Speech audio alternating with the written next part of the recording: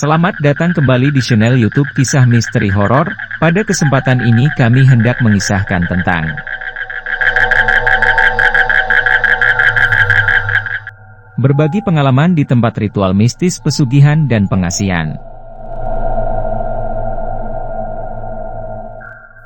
Seperti biasa, sebelum pemirsa channel YouTube Kisah Misteri Horor menyimak kisah ini, silahkan siapkan cemilan dan dalam keadaan santai. Kalau sudah semua, mari kita mulai mendengarkan kisah ini.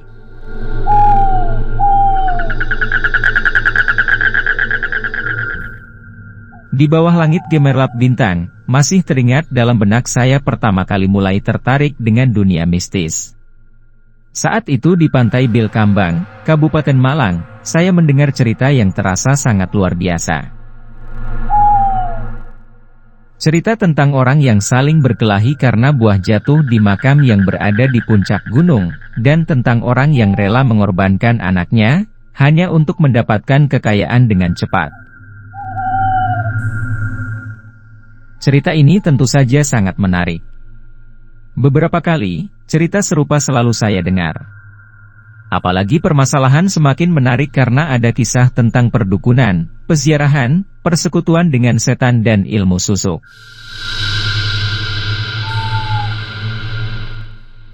Terpikir dalam benak saya, semua ini merupakan salah satu aspek budaya Jawa yang sangat menarik untuk dikaji lebih dalam. Sesuai dengan pengalaman saya mengetahui proses ritual yang dikatakan mampu memperkaya para pelakunya, awalnya saya menduga luasnya implikasi fenomena ini terkait dengan berbagai isu-isu sosial dan ekonomi. Tetapi, selama 4 bulan di lapangan, tujuan saya berubah. Meskipun masih memperhatikan isu-isu sosial dan ekonomi, tetapi yang lebih penting ternyata pengertian peranan kegiatan ritual ini dalam kehidupan masyarakat Jawa. Saya pernah mendengar cerita tentang ritual mistis yang dikatakan bisa memperkaya pelakunya.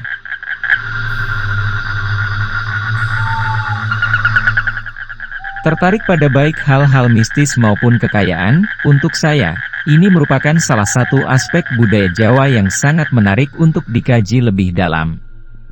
Saya mendengar cerita tentang perdukunan, peziarahan, persekutuan dengan setan-setan dan ilmu susuk. Dengan demikian, tempat ritual yang saya amati adalah 1. Makam Wali Songo di Surabaya. 2. Pesarean Gunung Kawi di Kabupaten Malang. 3. Pemandian Wendit di Kabupaten Malang. 4. Perdukunan dan peramalan di Kabupaten Banyuwangi. 5. Ilmu susuk di Kabupaten Banyuwangi. Para pecinta dan para subscriber YouTube Kisah Misteri Horor. Ritual mistis pesugihan dan pengasihan. Ternyata, menurut budaya masyarakat Jawa, istilah kekayaan tidak terbatas arti harta atau uang saja. Di Jawa, orang kaya bisa saja berarti orang yang memiliki jabatan dan sukses berusaha, atau menemukan jodoh yang baik dan mempunyai keluarga yang sehat. Tidak hanya itu, bisa juga berarti mencapai tujuan lain yang sangat diinginkan, misalnya menjadi cantik dan terkenal. Ada 2 istilah yang biasanya terkait dengan ritual mistis. Pertama adalah pesugihan. Orang yang mencari pesugihan adalah mereka yang menjalankan proses ritual mistis untuk menambah kekayaan harta dan uang, lebih daripada yang dimilikinya saat ini. Sedangkan istilah lainnya adalah pengasihan. Pelaku pengasihan adalah mereka yang melakukan ritual mistis dengan tujuan-tujuan tertentu yang diinginkan, misalnya ingin hidup sehat, naik jabatan, mendapat jodoh, cantik dan disenangi atasan, atau ingin menimba ilmu tertentu misalnya ingin kebal atau berumur panjang.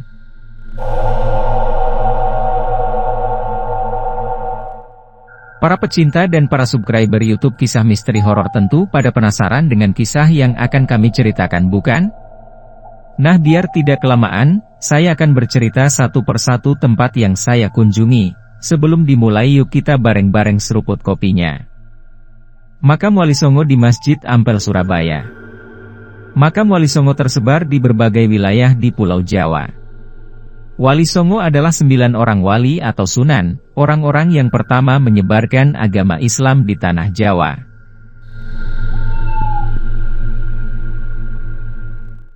Ada yang menggambarkan, karena kedekatannya dengan Allah, maka permohonannya selalu dikabulkan dan mereka juga memiliki kekuatan mistis yang sampai saat ini masih dipercaya oleh masyarakat.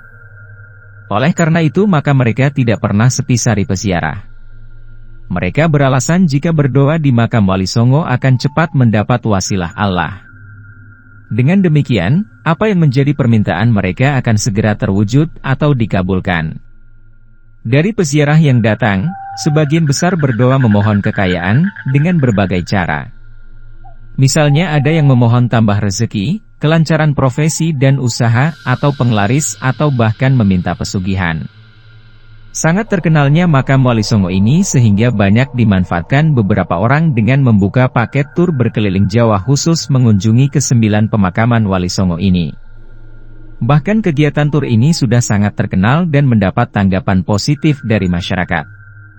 Para pecinta dan para subscriber YouTube Kisah Misteri Horor, Dukun dan Paranormal di Kabupaten Banyuwangi. Wilayah Banyuwangi di Jawa Timur adalah satu tempat yang sangat terkenal dengan perdukunan dan kegiatan paranormal, atau lebih spesifik lagi dukun santet. Di sini saya bertemu dengan dukun yang pandai meramal. Di antara para dukun dan paranormal yang saya temui, ada yang mengakui kekuatan yang mereka miliki merupakan berkah untuk menyampaikan keinginan Allah. Di samping juga ada dukun dan paranormal yang mengaku kekuatannya terkait dengan kebatinan. Saya diberitahu oleh orang yang mempergunakan jasa dukun atau paranormal ini, keinginan yang mereka sampaikan bermacam-macam, termasuk mencari kekayaan. Dari dukun yang saya temui, orang yang datang biasanya memiliki masalah tertentu yang spesifik. Misalnya perempuan yang saya lihat sedang berbicara dengan dukun, punya masalah suaminya ingin menikah lagi dan ia tidak ingin kehilangan suaminya. Dukun itu menyuruh dia melakukan beberapa hal termasuk mengumpulkan beberapa barang tertentu milik suaminya, kemudian membungkus dengan kemeja dan membakarnya. Kemudian, saya juga bertemu dengan seorang peramal. Peramal itu menggunakan alat kartu untuk meramalkan kejadian di masa depan. Dia mengakui kekuatannya yang dimiliki merupakan keturunan dari neneknya. Selanjutnya, untuk menambah kekuatannya, sebulan sekali, dia harus ke kuburan untuk melakukan ritual tertentu. Cara yang dipergunakan hampir sama dengan dukun yang saya temui sebelumnya. Peramal ini juga bertujuan memecahkan masalah yang spesifik. Misalnya, setelah saya berkonsultasi, ada 2 perempuan datang untuk bertemu dengan peramal. Salah seorang dari mereka ingin menanyakan kecocokan lelaki sebagai calon suaminya. Ia melakukannya karena sudah lama gagal mencari jodoh. Para pecinta dan para subscriber YouTube Kisah Misteri Horor, Ilmu susuk di Kabupaten Banyuwangi. Ilmu susuk adalah kegiatan yang dilakukan seseorang untuk mencapai tujuan tertentu dengan cara memasukkan benda tertentu dalam tubuhnya. Susuk biasanya berbentuk jarum atau bola yang sangat kecil terbuat dari emas atau perak, dipasang di salah satu atau beberapa anggota tubuh oleh seorang dukun. Cara yang digunakan sesuai ajaran yang dianut oleh sang dukun. Jika seorang dukun yang mempergunakan ajaran Islam, sambil memasukkan susuk pada seseorang, akan membaca doa biar berkah Allah masuk dan mengaliri badan orang yang disusuk. Sedangkan, jika dukun menganut ajaran selain Islam, yang dipakai adalah mantra meminta kekuatan gaib memasuki dan mengaliri badan orang yang disusuk. Tujuannya susuk, bermacam-macam tergantung keinginan dan keadaan. Misalnya, menurut seorang dukun dari Banyuwangi, ada banyak wanita tunasusila yang menghendaki dipasang susuk agar bertambah cantik, atau penampilannya lebih muda dan menarik. Bahkan, ada juga wanita tunasusila yang disusuk dengan tujuan penglaris atau dalam kata lain, biar usahanya tetap lancar, atau banyak lelaki yang datang. Para pecinta dan para subscriber YouTube Kisah Misteri Horor, persekutuan dengan setan-setan di Pemandian Wendit. Pemandian Wendit adalah suatu tempat yang terletak di Kota Malang. Cerita ritual yang ada di sana mengatakan siapapun yang melakukan pemujaan di tempat tertentu di dalam lokasi pemandian, akan cepat kaya raya. Namun, tumbalnya yaitu mengorbankan nyawa anak atau orang yang amat disayangi, setiap tahun. Di samping pengorbanan itu, ketika pemuja meninggal dunia, dia menjadi pengikut siluman kera yang berada di pemandian Wendit. Para pecinta dan para subscriber YouTube kisah misteri horor. Peziarahan ke Pesarean Gunung Kawi. Gunung Kawi sangat terkenal sebagai salah satu tempat ritual yang dapat mengabulkan permohonan. Kesohorannya itu membuat banyak sekali pengunjung yang datang, bahkan dari seluruh dunia. Salah satu lokasi yang sangat terkenal di sana adalah Pesarean. Di Pesarean ini ada dua makam tokoh penyebar agama Islam, yang dipercayai memiliki kekuatan penyembuhkan penyakit. Mereka hidup sekitar abad ke-18. Kedua tokoh ini bernama Eyang Joego dan Raden Mas Imam Sujono, dipercaya memiliki sifat-sifat luhur dan jiwa kepahlawan. Eyang Joego adalah keturunan kerajaan Surakarta yang berkuasa pada abad ke-18 dan Imam Sujono adalah keturunan kerajaan Yogyakarta yang berkuasa di era yang sama. Dua tokoh ini memiliki wasiat agar jika meninggal, jenazahnya dimakamkan di Gunung Kawi. Jadi, sesudah kemangkatannya, mereka dimakamkan tepat di titik di Gunung Kawi, yang dianggap keramat. Eyang Joego dan Imam Sujono dipercaya memiliki wasilah Tuhan. Dengan demikian, setiap permohonan yang diajukan di makamnya sangat mungkin terwujud atau terkabul. Ada 3 permohonan utama yang diajukan peziarah saat mengunjungi makam tersebut. Permohonan ini adalah keselamatan, sehat dan sembuh dari penyakit serta banyak rezeki. Selain pemakaman itu, di Pesarean Gunung Kawi ada lokasi yang juga menarik perhatian, yaitu bangunan Cina, Dewa Ciamsi dan Dewi Kuan Im. Tempat ini dipergunakan bagi mereka yang ingin meramalkan atau menentukan nasib dengan bersembahyang. Kemudian, ada sebuah pohon keberuntungan yang disebutkan pohon Dewa Dam, Duandaru, dalam bahasa Jawa. Buah pohon ini dipercaya membawa banyak rezeki. Dan yang terakhir adalah pemandian sumber urip yang dijadikan tempat mandi. Apa saja yang termasuk ritual mistis? Selama saya di lapangan, muncul pertanyaan dalam benak saya, mungkinkah ada beberapa ritual tertentu yang berbau komersial? Bagaimana komersial yang dilakukan? Maksud saya, dalam keadaan tertentu, tujuan utama pelaksanaan ritual atau kegiatan itu adalah menginginkan keuntungan finansial. Lingkungan ritual itu diubah sedemikian rupa sehingga menguntungkan pelaksananya.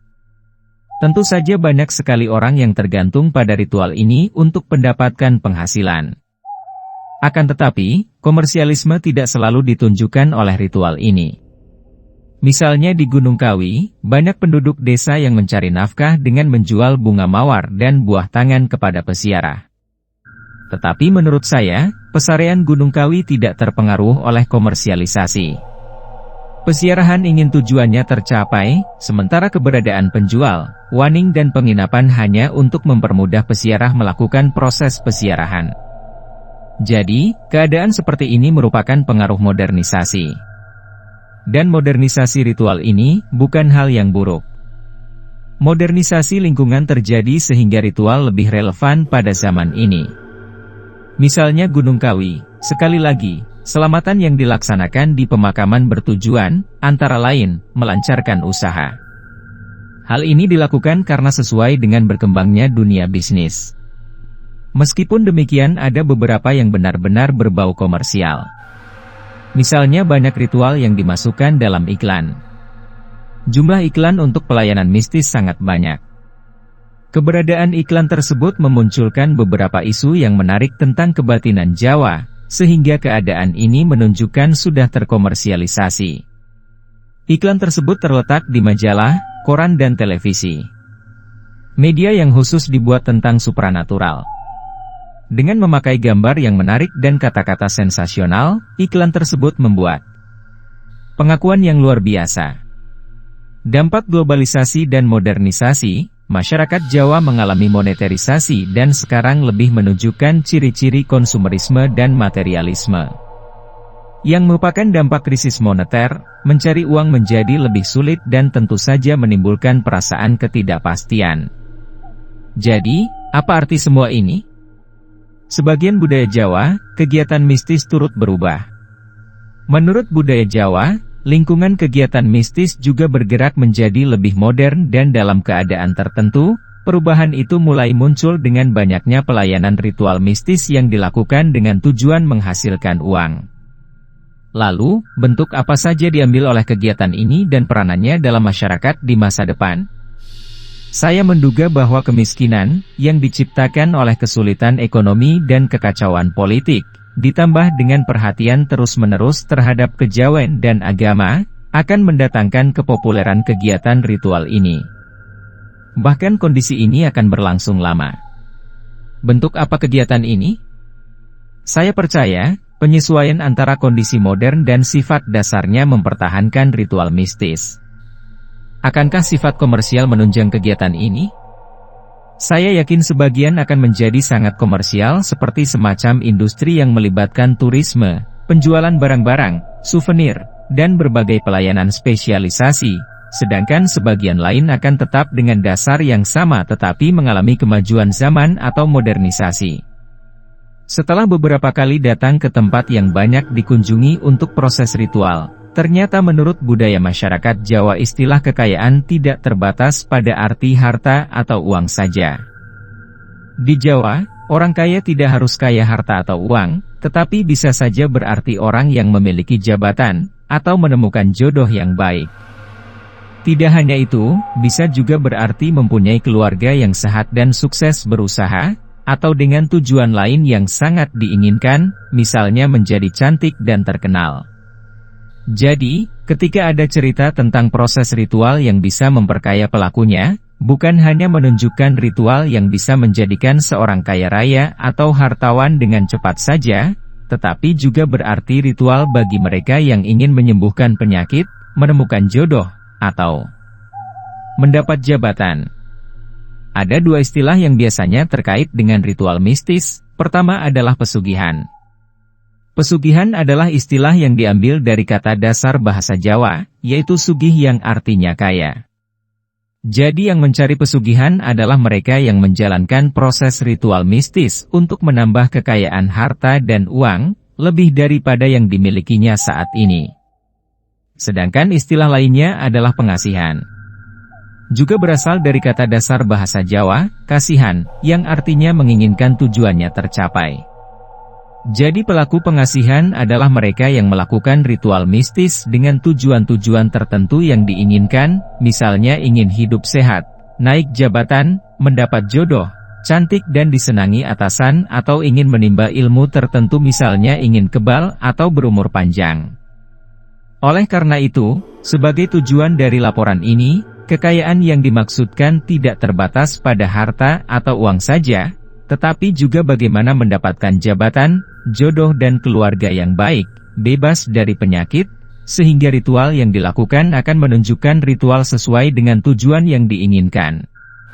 Menurut definisi di atas, tempat ritual yang dinilai bisa memperkaya seseorang sesuai dengan pengalaman saya adalah 1. Makam Wali Songo di Surabaya. 2. Pesarean Gunung Kawi di Kabupaten Malang. 3. Pemandian Wendit di Kabupaten Malang, persekutuan setan-setan yang digambarkan dalam kisah Nyi Blorong dari Kerajaan Pantai Selatan dan Siluman Kera. 4. Perdukunan dan peramalan di Kabupaten Banyuwangi. 5. Ilmu susuk di Banyuwangi. Semua tempat ritual ini terletak di Jawa Timur. Dalam semua kasus kecuali cerita Nyi Blorong, saya mengalami dari orang terdekat atau tangan pertama.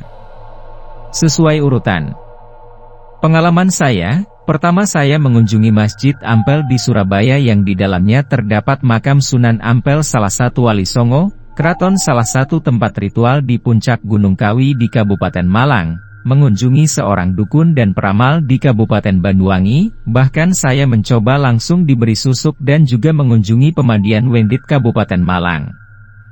Di Pesarean Gunung Kawi, saya juga mengunjungi beberapa lokasi di sana yang terkait dengan ritual mistis. Di semua tempat, saya berusaha mengamati dan mengalami langsung kondisi lingkungan dan kegiatan-kegiatan yang ada di sana. Untuk menambah informasi, saya berbicara baik secara formal atau non-formal dengan penduduk dan bertemu dengan tetua atau sesepuh yang tahu asal-usul dan tahu persis proses ritual yang dilakukan. Pada awalnya, tujuan studi ini adalah untuk mendalami pengertian dan pengalaman fenomena baik sosial, budaya dan ekonomi serta eksistensinya proses ritual mistis dalam masyarakat Jawa. Dengan demikian, laporan ini bertujuan untuk menjawab sejumlah pertanyaan mendasar. 1. Siapa saja pencari kekayaan yang mempergunakan ritual mistis ini? 2. Apakah ada kelompok atau etnis tertentu yang terlibat dalam kegiatan tersebut? 3. Apakah mereka dari golongan miskin atau orang yang ingin menambah kekayaannya? 4. Jika terdapat golongan tertentu, ritual mana saja yang diikutinya? Apakah berbeda cara yang dilakukan antara masing-masing golongan? Para pecinta dan para subscriber YouTube Kisah Misteri Horor, tentu penasaran dengan kelanjutan kisah ini bukan? Silahkan ikuti bagian selanjutnya esok hari di waktu dan jam yang sama, dengan cara klik subscribe dan juga loncengnya, agar Anda selalu mendapatkan notifikasi jika channel YouTube ini mengupload video kisah terbaru.